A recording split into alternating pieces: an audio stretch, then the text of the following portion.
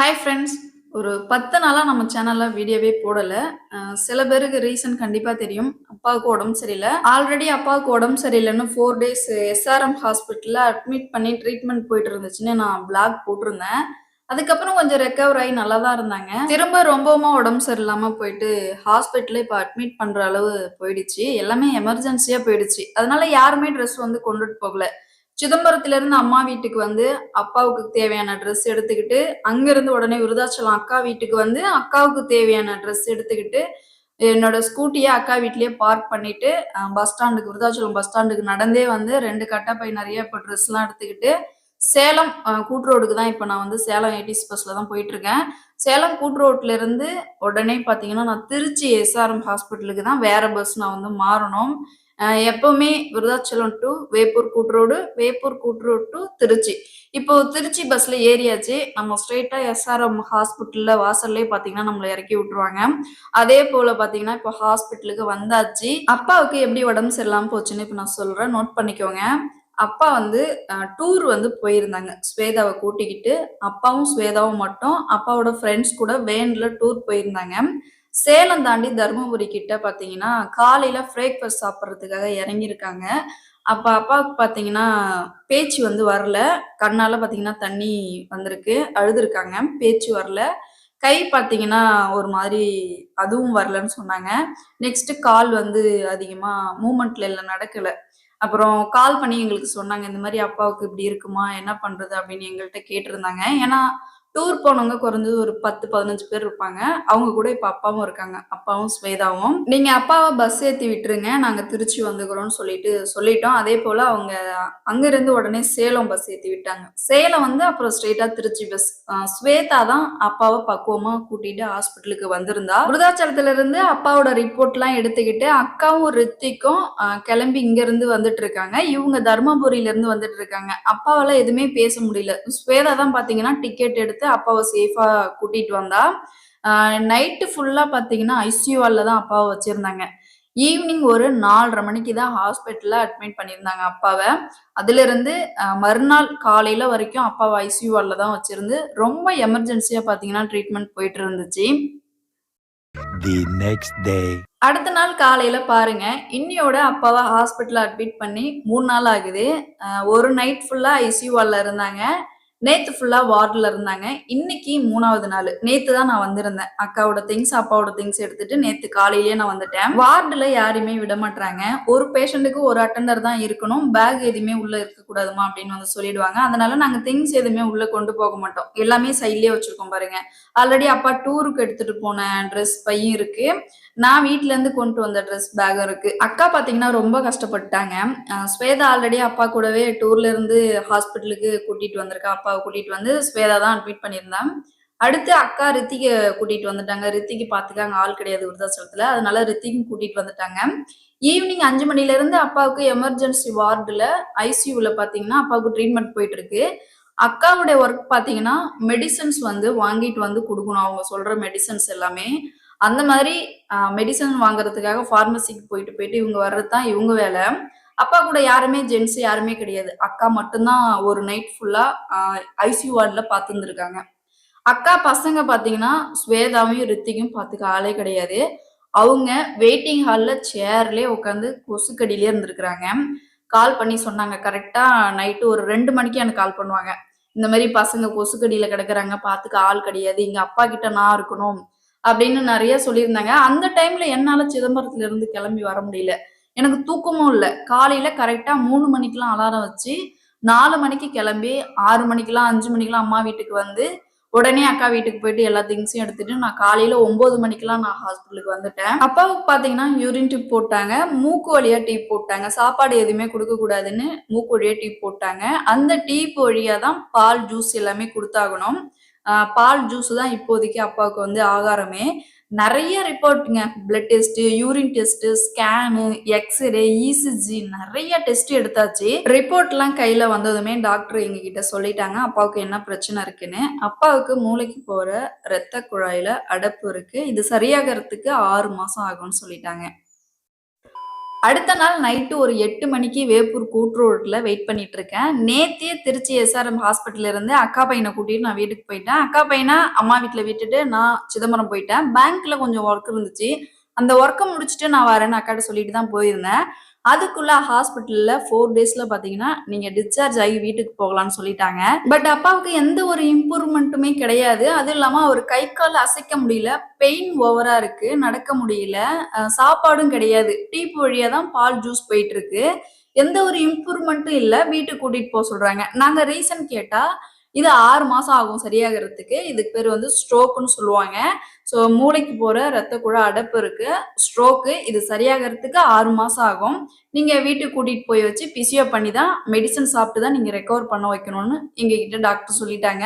But எங்களுக்கு satisfied கிடையாது. எந்த ஒரு இம்ப்ரூவ்மெண்ட்டும் இல்லாம நாங்க வீட்டுக்கு கூட்டிட்டு போய் ஒண்ணுமே பண்ண முடியாது. ஸோ திருச்சியில இருந்து இப்போ சென்னைக்கு தான் அப்பாவை கூட்டிட்டு போக போறோம்.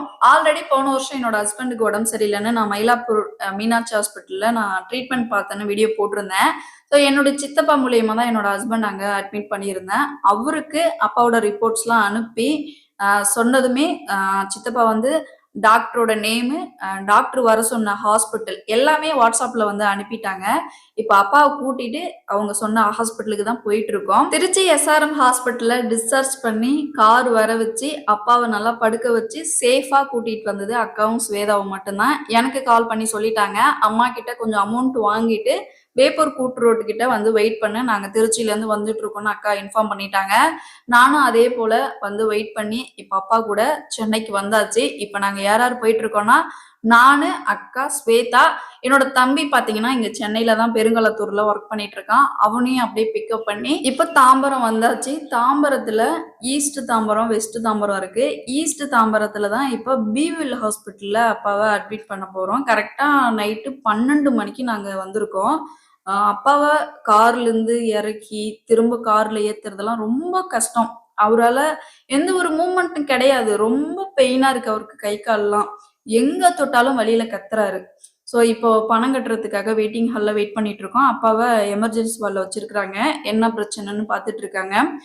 கடைசியா இப்போ 50,000 பணம் கட்ட சொன்னாங்க. பணத்த கட்டிட்டு இப்போ எங்கள ரூமுக்கு அனுப்பிட்டாங்க. அப்பாவையும் இப்போ ரூமுக்கு கூட்டிட்டு வந்தாச்சு. இங்க ஜெனரல் வார்டுலாம் கிடையாது. டீலக்ஸ் ரூம் தான் இருக்குன்னு சொல்லிட்டாங்க. இப்போ வார்டுல அப்பாவை சேர்த்தாச்சு. திருச்சியில ஒரு 7 மணிக்கு கிளம்பியிருப்பாங்க.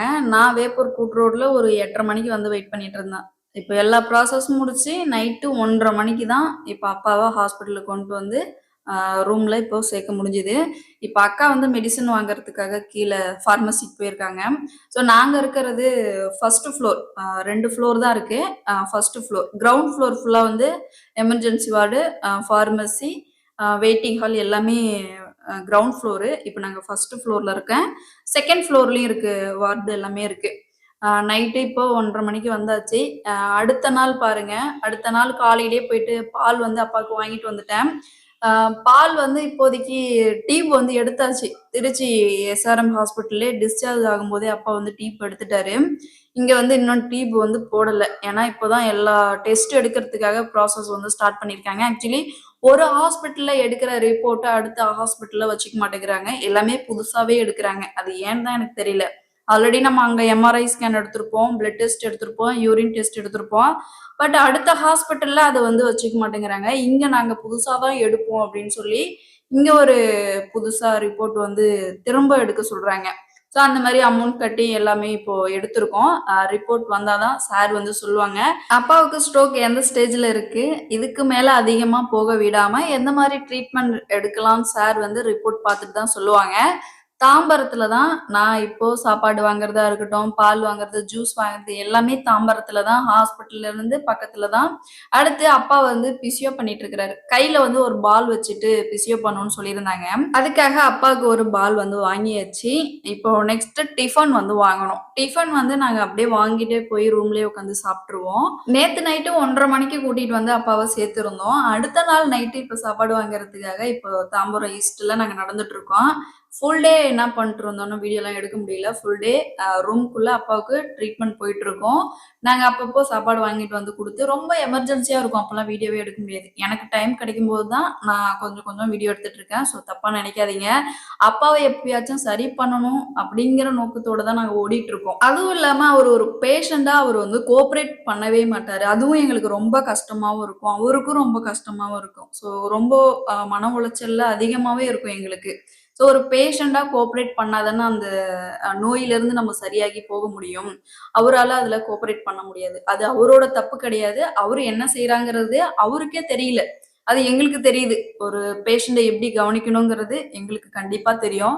ஸோ அந்த மாரி நெறைய மன உளைச்சல்ல பார்த்தீங்கன்னா, நாங்க இருக்கோம். ஆல்ரெடி திருச்சி எஸ்ஆர்எம் ஹாஸ்பிட்டல்லயும் சில விஷயங்கள்ல அப்பா வந்து கோஆப்பரேட் பண்ணவே இல்ல. இப்ப அப்பாவுக்கு ஃபீவர்.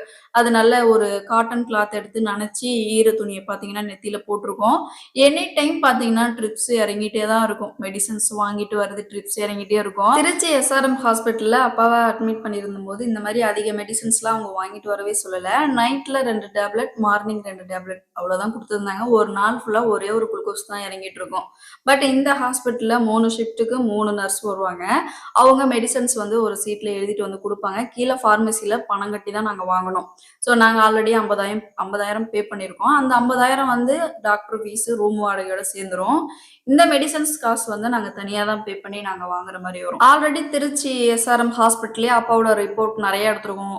ஸ்கேன் எடுத்திருக்கோம். பிளட் டெஸ்ட், யூரின் டெஸ்ட் எல்லாமே எடுத்திருக்கோம். ஸோ இந்த ஹாஸ்பிட்டல்ல டாக்டர்ட்ட எல்லாத்தையுமே காமிக்கும்போது, அந்த ஸ்கேன் எடுத்து பார்க்கும்போது அப்பாவுக்கு மூளைக்கு போற ரத்த குழாய் அடைப்பு இருக்குமா, இன்னொரு சைடுல கடுகு சைஸ்ல ரத்த கசிவு இருக்கிற மாரி தெரியுது. அதனால நம்ம இன்னொரு டைம் வந்து எம்ஆர்ஐ ஸ்கேன் எடுத்து பார்த்துரலாம் அப்படின்னு வந்து சார் சொல்லியிருந்தாங்க. அடுத்த நாள் அப்பாவுக்கு மூக்குல டியூப் வந்து போட்டு விட்டாங்க. இப்போதைக்கு அப்பா வந்து வாய் வழியா சாப்பிடக்கூடாது. டியூப் வழியா தான் குடுத்தாகணும் அப்படின்னு வந்து சொல்லிட்டாங்க. அப்பாவுக்கு கை, கால் வலி அதிகமா இருக்கு. ஆக்சுவலி ஸ்ட்ரோக்குக்கு வந்து கை, கால் பெயின் வந்து இருக்கக்கூடாதுன்னு வந்து சொல்லுவாங்க. பட் இவருக்கு கை, கால் வலி அதிகமா இருக்கு. கை, கால டச் பண்ணாலே வலியில துடிப்பாரு. அவரால அத அசைக்கவே முடியல. அப்படியே இப்படி கை மேல தூக்கும்போது ரொம்ப பெயினா வந்து துடிப்பாரு. ஸோ சார்ட்ட நாங்க சொன்னது, "சார் எப்படியாச்சும் கை, கால் பெயினையாச்சும் கொஞ்சம் கம்மி பண்ணுங்க சார்" அப்படின்னு நாங்க வந்து சார்ட்ட சொல்லும்போது, அவருக்கு கழுத்துக்கு பின்னாடி எலும்புல ஏதோ பிரச்சனை இருக்கு. ஸ்கேன் எடுத்து பார்க்கணுமா அப்படின்னு வந்து சார் வந்து சொல்லியிருந்தாங்க. இப்போ ஜூஸ் வாங்குறதுக்காக வந்திருக்கேன். காலையில 7 மணிக்கு அப்பாவுக்கு பால் வாங்கிட்டு போய் குடுத்துருவேன். டியூப் வழியா சிஸ்டர் குடுத்துருவாங்க. ஒரு 8:30, 9 மணிக்கு அக்காவுக்கு டிஃபன் வாங்கிட்டு போய் குடுக்கணும். 12 மணிக்கு ஜூஸ் வாங்கிட்டு போய் குடுக்கணும் அப்பாவுக்கு. டியூப் வழியா குடுத்துருவாங்க. நெக்ஸ்ட்டு 1 மணி, 1:30 மணிக்கு லஞ்ச் அக்காவுக்கு வாங்கிட்டு போய் குடுக்கணும். ஈவினிங் 4 மணிக்கு அப்பாவுக்கு ஜூஸ் வாங்கிட்டு போய் குடுக்கணும். அந்த ஜூஸ் வந்து டியூப் வழியா குடுத்துருவாங்க. நைட்டு 8 மணிக்கு அப்பாவுக்கு ஒரு ஃப்ளாஸ்க்ல பார்சல் பாலும், டிஃபனும் வாங்கிட்டு வரணும். ஸோ என்னோட ரொட்டீன் ஒர்க் பார்த்தீங்கன்னா, அப்பாவுக்கு பால், அக்காவுக்கு சாப்பாடு வாங்கிட்டு வர்றது தான். இப்போதைக்கு அப்பாவுக்கு ட்ரீட்மெண்ட் போயிட்டு இருக்கு. பட் ஒரு துளி கூட பார்த்தீங்கன்னா, பழைய மாதிரி அப்பா வந்து இன்னும் வரவே இல்ல. பெயின் இருக்க இருக்க அதிகமாகுது.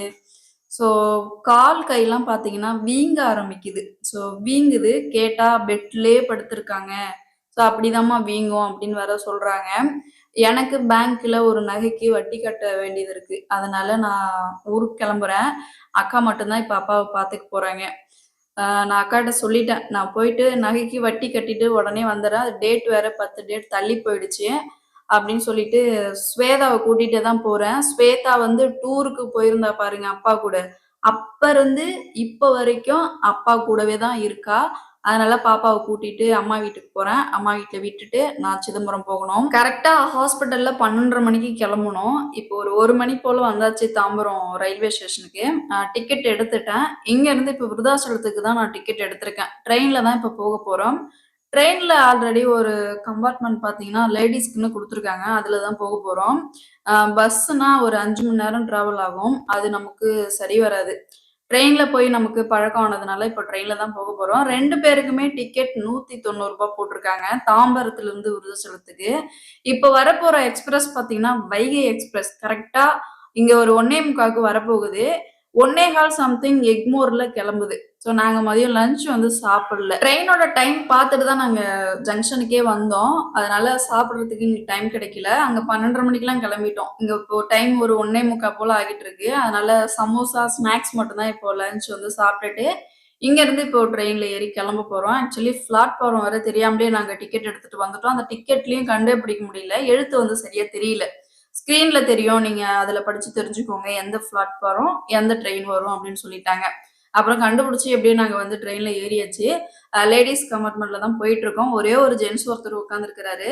அவங்களோட அம்மா வந்து வயசானவங்க, முடியாதவங்க. அவங்களுக்காக இவர் வந்து துணைக்கு வந்து உட்காந்துருக்கிறாரு. ஆ ஃபைனலா பார்த்தீங்கன்னா, இப்போ வந்து விருதாச்சலம் கிட்டத்தட்ட வந்துட்டேன். இப்போதைக்கு அப்பா கூட அக்கா மட்டும் தான் இருக்காங்க. அப்பாவுக்கு பால், ஜூஸ் மட்டும் தான் வாங்கிட்டு வரணும். அக்கா அவங்களுக்கு சாப்பாடு வாங்கிக்கணும். நான் ஒர்க்க முடிச்சுட்டு எவ்வளோ சீக்கிரம் வர முடியுமோ நான் வந்துர்றேன் அப்படின்னு சொல்லிட்டு தான் வந்திருக்கேன்.